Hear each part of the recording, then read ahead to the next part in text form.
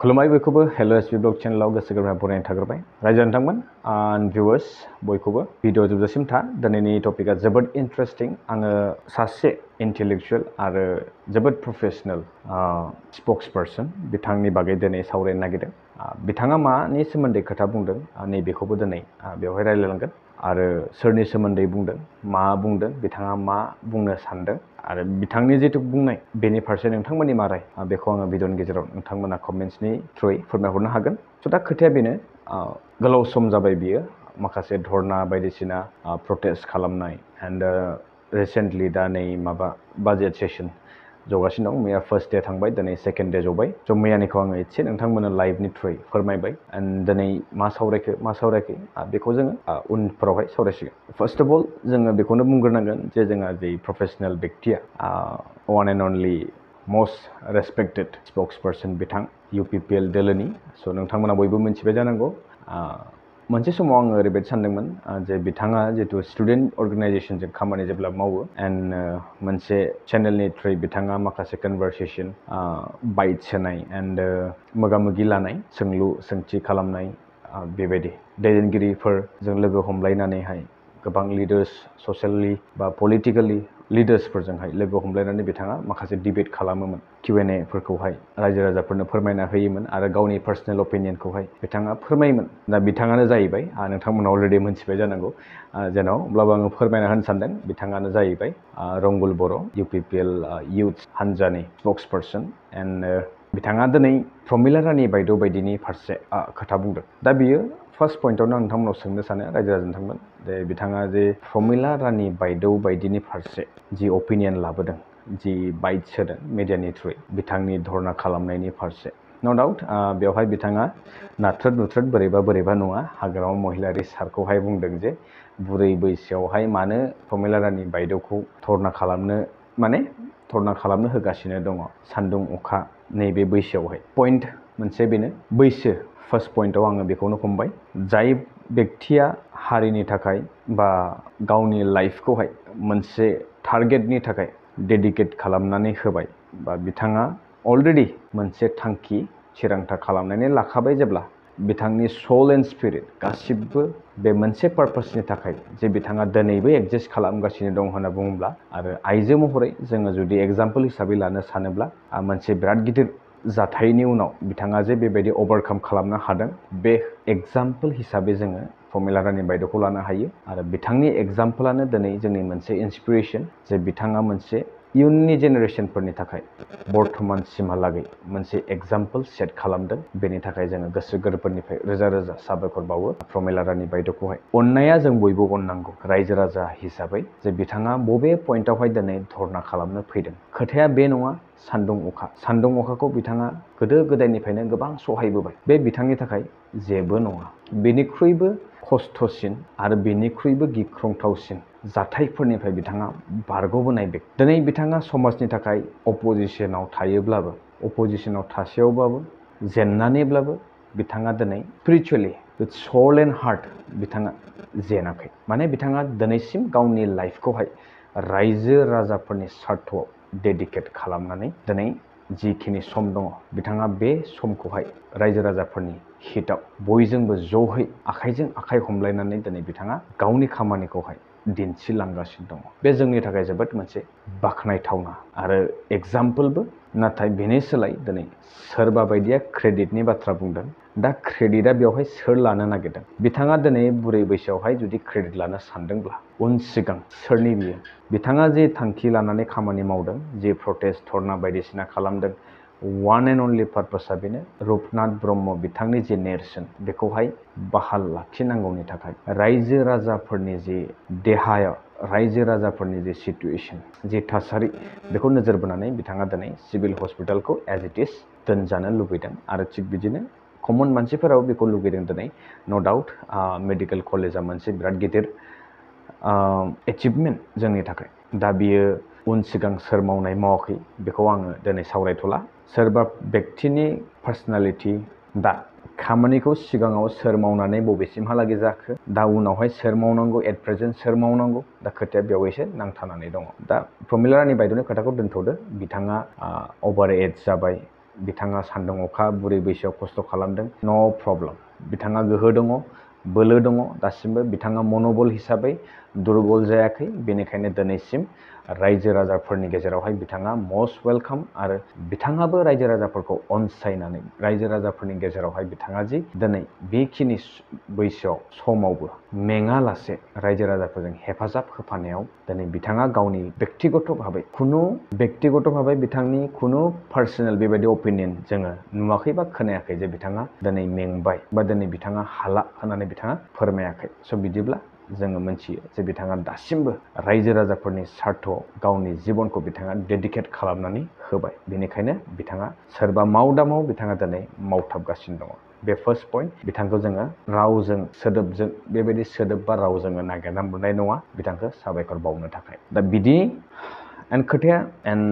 आदार पइन्टआव जाहैबाय जे प्रमिला रानी बायद'खौहाय हाग्रामा महिलारि सारा मानो बेबायदि सान्दुं अखा गावनि पलिटिकेल बेनिफिटनि थाखाय पार्टिखौ बासायना लाखिनो थाखाय अस्तित्वखौ लाखिनो थाखाय प्रमिला रानी बायद'खौहाय फिल्डआव फाथायहरगासिनो दङ होननाय। बे एक्सुवेलि जोङो पार्सनेलि जुदि नायोब्ला एज अ पइन्ट अफ भिउ माने सासे कमन बेक्ति कमन सुबुं बायदि जोङो नायोब्ला बेवहाय जोङो खुनु पलिटिकेल पार्टिनि बेनिफिटखौ नुहुराखै। बेवहाय मोनसेल' खोथा नुहुरदों जोङो सिदा सिदै बुङोब्ला रायजो राजाफोरनि हिताव आरो जिहेतु दैदेनगिरि सासेनि मुङाव नेरसोन मोनसे गालांनाय जितु सिन। दा बेवहाय जुदि सेन्ट्रेल गभर्नमेन्टनि स्किम बा फान्डआनो फैगासिनो दङ, मेडिकेल कलेजआ जागोनानो, बेवहाय आलादाहै जायगा दिहुननानै मेडिकेल कलेज गायसननायावथ' माथो गोरोन्थि दङ। डिपार्टमेन्ट्सफोरा अलरेडि माखासे ट्रान्सफार जाबायनो आरो जाबावगोननो, बेफोरखौसो ना प्रटेस्ट खालामगासिनो दङ। सिभिल हस्पिटालावनो दिनैसिम मोनफ्रोमबो जोंनि बिटिसि ओनसोलाव जों होनजायो जिखिनि डिपार्टमेन्टआ सिभिल हस्पिटालाव थानांगौ बा बेमार आजारफोरखौ नायनायनि जिखिनि डिपार्टमेन्ट्सफ्रा थानांगौ बेनो दिनैसिम गैजोबा। बेवहाय कर्मचारि मावग्रा एमप्लयिसफोरनि गोबां अभाबखा। दा बेदि समावनो जुदि मोनसे हस्पिटालनिफ्रायहाय माखासे डिपार्टमेन्ट्सखौ बोखारनानै लांनानै मेडिकेल कलेजाव फज'हैयो,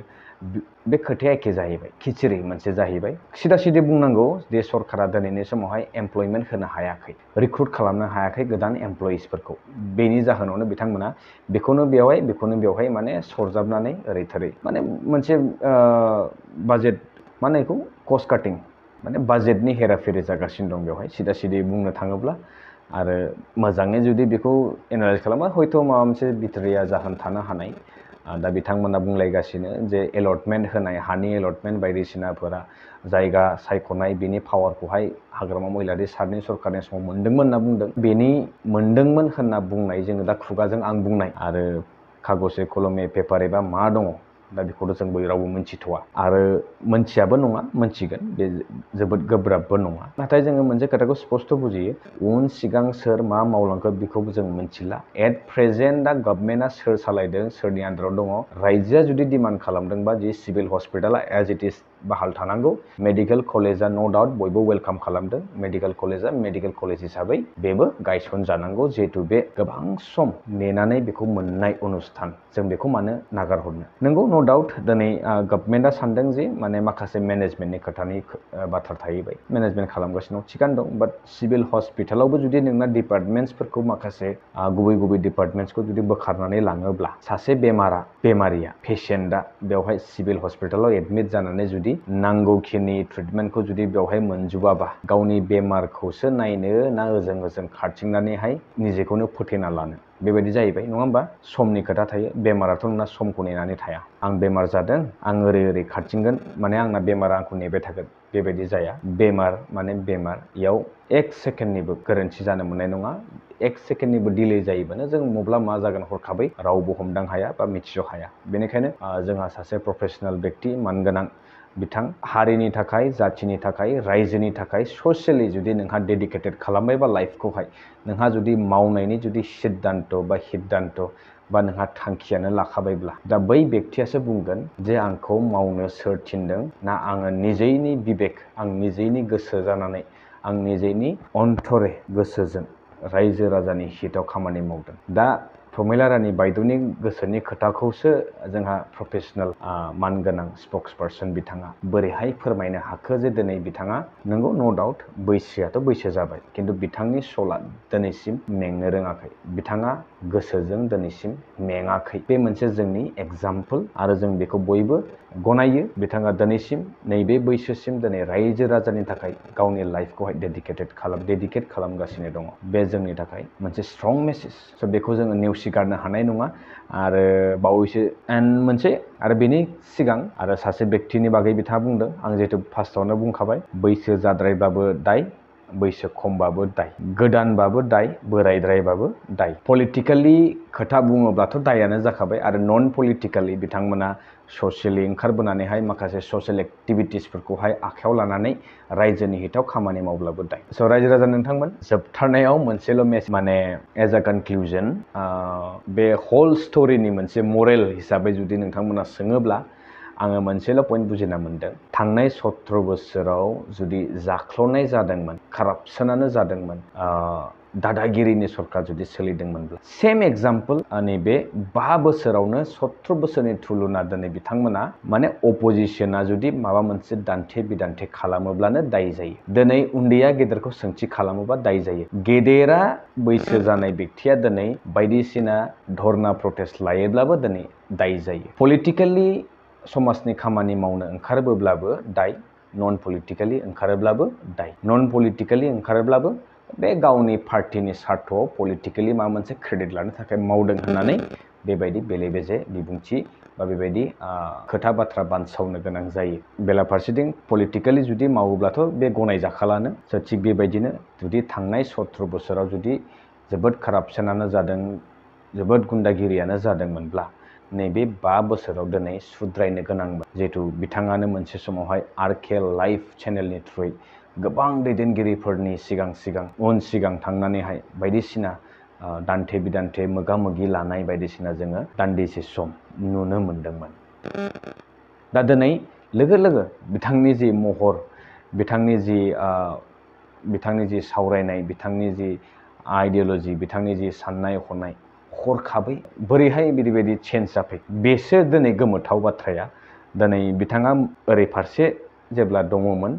खोथाखौ ओरैबायदि सोंथि सोंलु खालामबाय जोंबो सानबाय माबा मोनसे चेन्ज लाबोथारगोनलै बे दिनै हरखाबै ओरैहाय फैनानै खोथाया ओरैबायदि बुंबाय दा बै आगोलनि खोथा बाथ्राखौ लायोब्ला दिनैनि जि खोथा बाथ्रा बुंनाय बे माने गोरोबलायै जादों माने गावनो गावनि डेफिनेसनखौ होना लानाय बायदि जादों रायजोफोर स' जेन हक नोंथांमोनजोंहाय नैबेखिनिखौ बुंनानै आङो दिनैनि भिडिअनिफ्राय बिदाय लाथ'नाय जाबाय आरो बिथाङा मा बुंनाय मा बुङाखै बेखौ नोंथांमोना आलदा चेनेलाव थांनानै बड'लेण्ड रादाब नोंथांमोना बेखौहाय बिथाङा मा बुंदोंमोन बिक्रम दैमारि आदानि फारसे आरो लोगोसेनो प्रमिला रानी बायद' हाग्रां महिलारी सारनि फारसे मा बुंनाय मा बुङाखै आं बेखौ आंनि भिडिअनि थ्रुयै होथ'ला नोंथांमोना बड'लेण्ड रादाब निउस पर्टेलावहाय थांनानै चेक इन खालामनो हागोन बेवहाय स्पष्ट मोनगोन बिथाङा मा बाइट होलांखो सानथाम सिगां आरो रिसेन्टलि मा होनाय बेखौ स' बिदिब्ला आंखौ बिदाय होदो बिदिब्ला दिनैनि भिडिअआ नैबेसेनोसै आरो लोगो मोनसिगोन माखासे आरो गोबां इन्टारेस्टिं टपिक लानानैहाय नेक्स्ट भिडिअ टिल देन स्टे टिउन बाय